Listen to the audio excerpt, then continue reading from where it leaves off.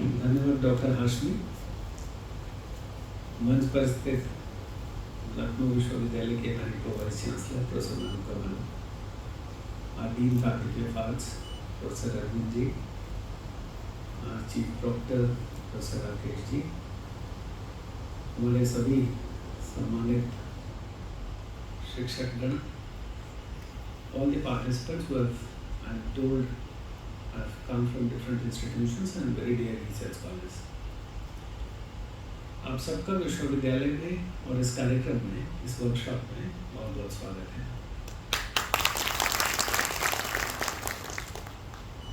इस पे लिखा है, स्क्रीन पे आप देखिए, इस पे लिखा है वर्कशॉप शोध परिचय। I mean, it's a workshop on introduction to research, isn't it? अब assuming कि you all are from the discipline of Urdu, आप सब उर्दू भाषा, उर्दू साहित्य के स्टूडेंट हैं, छात्र हैं, शिक्षक हैं, तो इसके शोध का परिचय कराएंगे इस आज दिन भर की वर्कशॉप में प्रोफेसर हाशमी। अब लिटरेचर का शोध कैसा होता है? साइंस का अपना रिसर्च होता है, साइंस में अलग अलग साइंस के अलग अलग रिसर्च के एस्पेक्ट्स हैं, सोशल साइंसेस के अलग हैं, लेकिन लिटरेचर का शोध कैसा होता है? सच तो ये मुझे इसके बारे में बहुत आइडिया नहीं है। But then let us cover the very fundamental of research. तो एक बार हमारे यहाँ बहुत सारी स्कीम, स्टूडेंट की स्कीम्स चलती है, तो उन स्कीम्स में एक कोई आपके डिपार्टमेंट की स्टूडेंट थी, पीएचडी स्कॉलर, और मैंने उससे पूछा आप क्या करते हैं, तो उसने कहा कि मैं जॉन एलिया पे शोध करती हूँ। तो साहित्य में बहुत सारे आपको लोग मिलेंगे जो अलग अलग नोटेड थियरिस्ट्स और लिटरेरी जीनियसेस के ऊपर काम करते हैं। एक बार एक हिंदी विभाग का कोई ऐसे ही शोध छात्र मिला, मैंने उसको पूछा आप क्या करते हैं, उसने कहा साहब प्रेम, कोई lady, she was a female, तो शी सेड कि मैं प्रेमचंद के साहित्य में महिलाओं की स्थिति पर शोध करती हूँ। अब आप समझ गए दोनों स्टेटमेंट, दोनों का डिफरेंस समझ गए? कौन ज्यादा शोध का परिचय दे रहा है? शोध परक शीर्षक या शोध परक वक्तव्य कौन सा है? Of course the latter one, जो बाद में जिसने हिंदी में कहा था, वो थोड़ा ज़्यादा कन्फाइंड, थोड़ा ज़्यादा रिफाइंड, थोड़ा ज़्यादा स्पेसिफिक है, जो कहता है कि मुंशी प्रेमचंद के साहित्य में महिलाओं की स्थिति पर शोध है। इंस्टेड ऑफ सेइंग एक आदमी का नाम देके कि मैं XYZ के ऊपर, अगर उसने कहा होता कि मैं प्रेमचंद के ऊपर शोध कर रही हूँ उसके कंपैरिजन में, तो इसका मतलब पहला तो है कि हमको we have to be specific, objective होना होगा अपने शोध में। लेकिन एक मूल अवधारणा है शोध की, और वो है कि हम कुछ नया देंगे। तो जब आपका वाइवा होता होगा, पीएचडी का, कुछ शिक्षक भी दिख रहे हैं जो पीएचडी का वाइवा लेने जाते होंगे, कुछ ऐसे लोग भी होंगे जिन्होंने पीएचडी कर ली उर्दू में, तो जब आप कोई भी वाइवा आपका होता है तो आखिर में एक सवाल पूछा जाता है, और हम भी पूछते हैं और आप लोग भी पूछते होंगे कि sir what is your contribution to the body of knowledge? इस विषय के समुच्चय को, I mean the entire content इस विषय में, वो चाहे जॉन एलिया के शेर में पार्टीशन का दर्द है, आपने जिसने पढ़ा हो जैसे, या प्रेम की अभिव्यक्ति। आप बहुत बार, मैं जॉन एलिया जस्ट एक रेफरेंस के लिए ले रहा हूँ क्योंकि उस बच्चे ने कहा था मुझे, तो उसमें जो प्रेम है, प्रेम का एस्पेक्ट भी विछोह है, पार्टिंग है, अलगाव है। तो मान लीजिए हम ये कहते हैं कि हम जॉन एलिया के शायरी में विछोह के प्रेजेंटेशन या भाषा के इस्तेमाल, आप देखिए मेरा तो बहुत परिचय नहीं है उर्दू भाषा से, एक्सेप्ट फॉर कि हिंदी सिनेमा में बहुत सारे उर्दू से हम लोगों को परिचित कराया। बाद में आप थोड़े बड़े होते हैं तो थोड़ा थोड़ा इधर उधर, लखनऊ में तो थोड़ा ज़्यादा है तो हमको भी थोड़ी थोड़ी उर्दू सुनने को मिली। बहुत सारे ये हमारे प्रोफेसर साहब हैं, रज़ा साहब, ये कभी कभी आते हैं तो शायरी सुनाते हैं और ये अच्छे नामचीन शायर हैं। तो ऐसे लोग जब, और लखनऊ में थोड़े ज़्यादा मिलते हैं। आप इनके बगल में बैठे हैं सलमान साहब, तो ये तो जब ये बोलते ही हैं तो आपको लगता है ये प्रोज में नहीं पोएट्री में बोल रहे हैं। इतनी भाषा रिफाइंड है। और लखनऊ में आपको ऐसे बहुत लोग मिलेंगे तो थोड़ा थोड़ा हम लोगों का भी वाकफियत बढ़ी, परिचय बढ़ा। तो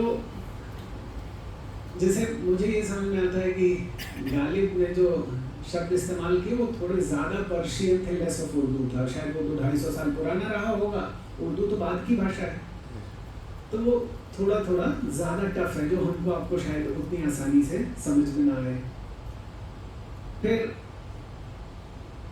जो पार्टीशन के बाद कुछ लोग आए या कुछ पाकिस्तान में रह गए होंगे, उनकी भाषा थोड़ी ज़्यादा जटिल थी।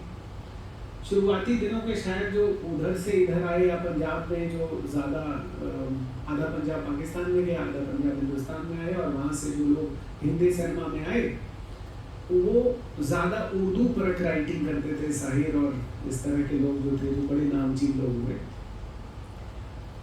कुछ हिंदी लिटरेचर वाले भी उर्दू शायरी किए, जैसे गुलशन कुमार ने तो हिंदी गज़लें, और उनका एक नया एस्पेक्ट था। लेकिन गुलजार साहब नहीं, मतलब हिंदुस्तान में उर्दू शायरी को आम बोलचाल में किया तो एक एंड पे गालिब है, दूसरे एंड पे गुलजार हैं।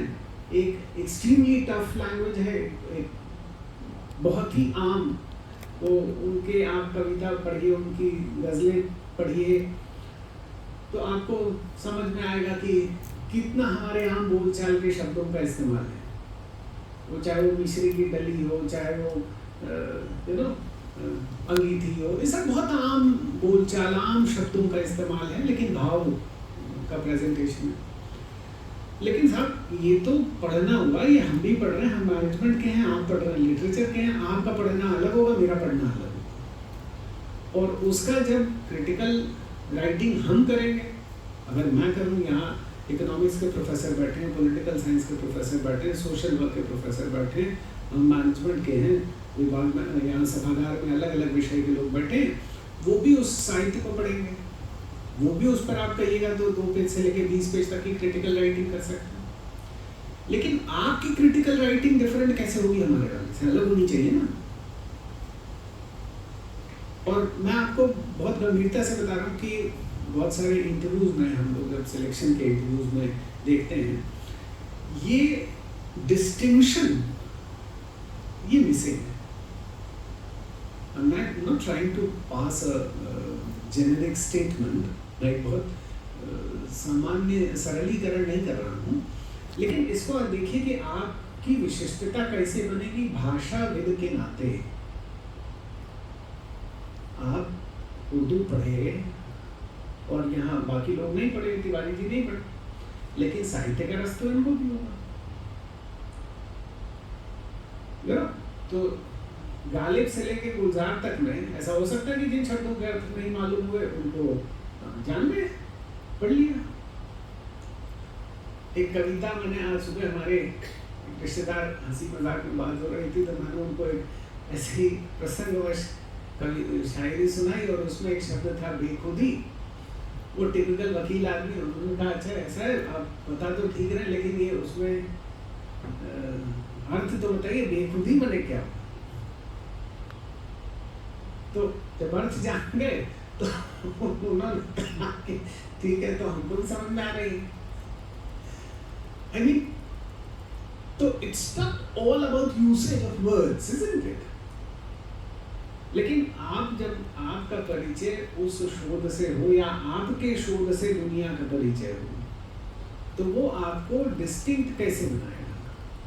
वो कौन सी एक लाइन होगी आपके 200 पेज की थीसिस की जो कहेगी कि साहब this is the contribution to the body of knowledge. वो गालिब की राइटिंग में लैंग्वेज का इस्तेमाल, वो जॉन एलिया की शायरी में डिपार्चर का गम हो, वो गुलजार की शायरी में आम आदमी से कनेक्ट हो, anything, it could be anything, वो कुछ भी हो सकता है, लेकिन क्या उसमें कोई एक लाइन आपके शोध ने कंट्रीब्यूट की, ये आपको सोचना पड़ेगा। लिटरेचर का research would not be A typical social science research जहां हम लोग समाज की किसी समस्या को आइडेंटिफाई कर लेते हैं, इकोनॉमिक्स के हेड साहब बैठे हैं और ये कहेंगे कि कल एक अखबार में हमने पढ़ा समाचार कि अगस्त महीने का ट्रेड डेफिसिट 10 महीने का हाईएस्ट था। इसका मतलब एक्सपोर्ट कम हुआ, इंपोर्ट ज़्यादा हुआ और बीते 10 महीने में वो $30 बिलियन का उस महीने का डेफिसिट था। तो मेरे पास कोई अध्यापक बैठे थे, मैंने कहा इस प्रॉब्लम को दे देते हैं, स्टूडेंट क्लास में इस पर एक केस स्टडी डेवलप करें, इस प्रॉब्लम को इसे एड्रेस करें। तो इनकी प्रॉब्लम तो आइडेंटिफाइड है, इस पर पीएचडी करा सकते हैं, ट्रेड डेफिसिट और उसके redressal mechanism, how to address this issue of trade deficit से सरप्लस में कैसे जाएंगे वो बच्चे अपना। तो आइडेंटिफाइड प्रॉब्लम है, आपके केस में क्या प्रॉब्लम आइडेंटिफाइड है और वो आइडेंटिफिकेशन होगी कैसे। देखिए हमने जो आपसे कहा कि चाहे वो गुलजार के राइटिंग की भाषा हो या गालिब के राइटिंग की भाषा, ये तो मेरी सामान्य समझ है, मेरा तो कोई एक्सपोजर नहीं है, लेकिन आप जिस दृष्टि से देखेंगे उस साहित्य को, वो बहुत ही पारखी होगी, बहुत रिफाइंड होगी, बहुत पर्टिकुलर होगी, बहुत स्पेसिफिक होगी, बहुत ऑब्जेक्टिव होगी। सबसे बड़ी बात, shall essentially be based on something which has a backing of literature, जिसका उपलब्ध साहित्य से सपोर्ट पीछे से हो। अब ये कैसे आएगा, ये तो आपको पूछना है। तो आपका शोध से परिचय, बाद में आपके शोध से दुनिया का परिचय, और वो ऐसा ना लगे कि ये कोई भी आम आदमी इस पर बोल सकता था। तो मैंने जब प्रॉब्लम कल वाली बताई, हमारे सामने एक साइंस के किसी कोई विभागाध्यक्ष बैठे थे, मैंने उनसे कहा कि देखिए अखबार में ये निकला, उन्होंने कहा, हमने कहा क्या कर सकते हैं, तो उन्होंने खट से हमको 1-2 बता दिए। तो फिर मैंने दूसरी प्रॉब्लम उसी पे दी। इसका मतलब एक आम आदमी जैसे सोचता है, शोध वो नहीं है और शिक्षण संस्थान इसके लिए नहीं जाना जाता। Educational institution shall not be known for all these off the cuff answers. एक बार मैं इंटरनेशनल मार्केटिंग पढ़ा रहा था और क्लास में मैंने कहा, उसी समय वो कोक और पेप्सी के पेस्टिसाइड इशू वाली कंट्रोवर्सी आई थी। तो क्लास जैसे आप जाते हैं तो अटेंडेंस लेते हैं, उसके बाद आप एक प्रॉब्लम देते हैं, जो टॉपिक होता है उससे रिलेटेड एक रेलेवेंट प्रॉब्लम देते हैं और फिर अपनी क्लास डेवलप करते हैं, अपनी थियरीज बेस करते हैं और पूरी क्लास में बताते हैं। तो हमने कहा sir, this is the problem, if you were the international marketing head of Coke and Pepsi in India, what would you have done, आपने क्या किया होता। तुरंत 4-5 बच्चों ने हाथ उठाया। तो मैंने उनको बहुत डांटा, इसलिए नहीं डांटा कि वो जवाब दे रहे हैं वो सही है या गलत है। हमने कहा कि इतनी बड़ी प्रॉब्लम जिस पर कंपनीज इतने महीनों में कोई सोल्यूशन नहीं निकाल पाई, आपके पास ऑफ द कफ सोल्यूशन है। आप 1 सेकंड मिनट के लिए सोच भी नहीं रहे, आप सोच भी नहीं रहे कि इस प्रॉब्लम को एड्रेस कैसे किया जाना चाहिए। पहले ये तो सोचें कि ये प्रॉब्लम है, लेकिन क्या ये प्रॉब्लम है, सिम्टम? अगर ये सिम्टम है तो क्या होगा, अगर यही प्रॉब्लम है तो उसके लिए क्या होगा, सोल्यूशन पाने के लिए क्या क्या करना चाहिए। आपने 1 मिनट में नहीं सोचा, आपके हाथ खड़े हो गए कि हाँ साहब ये लीजिए जवाब। क्या करोड़ों की सैलरी पा रहे हैं जो लोग, वो कितने महीनों में इसका कोई सोल्यूशन नहीं निकाल पाए, आपके पास एकदम हाथ खड़ा है कि आपके पास सोल्यूशन। आप सबसे भी मेरा निवेदन है कि प्रॉब्लम आइडेंटिफिकेशन नहीं,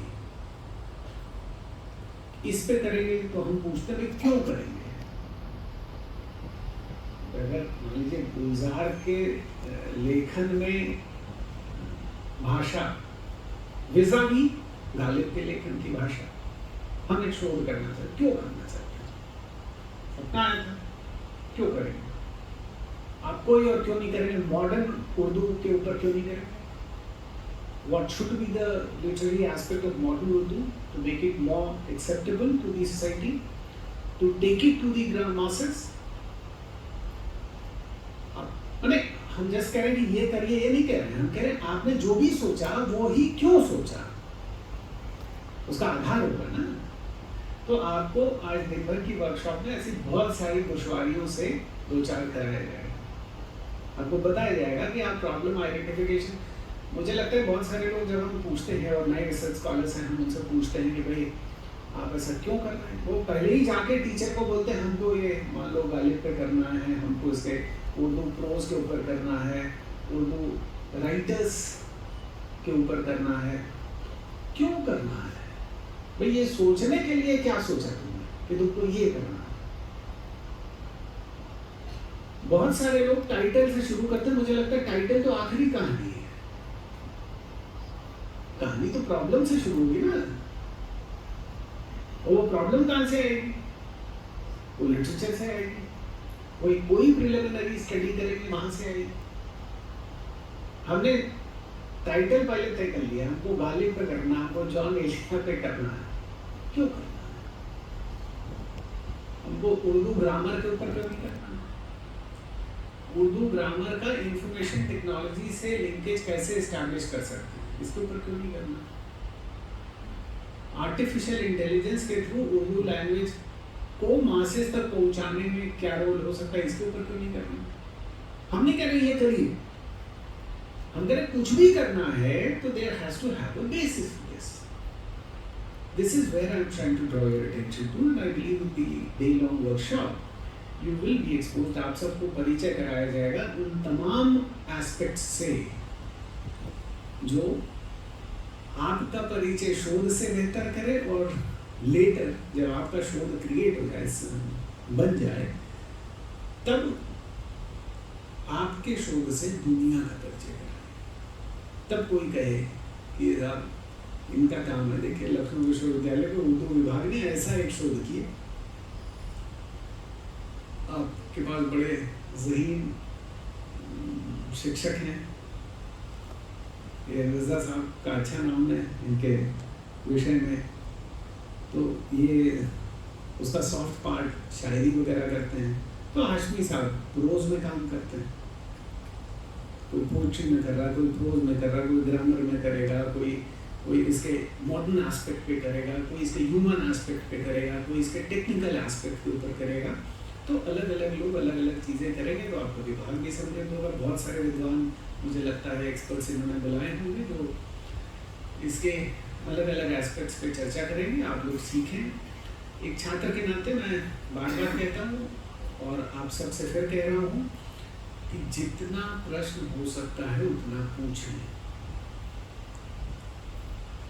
बहुत बार हम लोग इस संकोच में हो जाते हैं, मान लीजिए आपको पूछना हो, देखिए पीछे बहुत सारे लोग एकदम शांति से बैठे हैं, तो आप सबको आवाज आ रही है?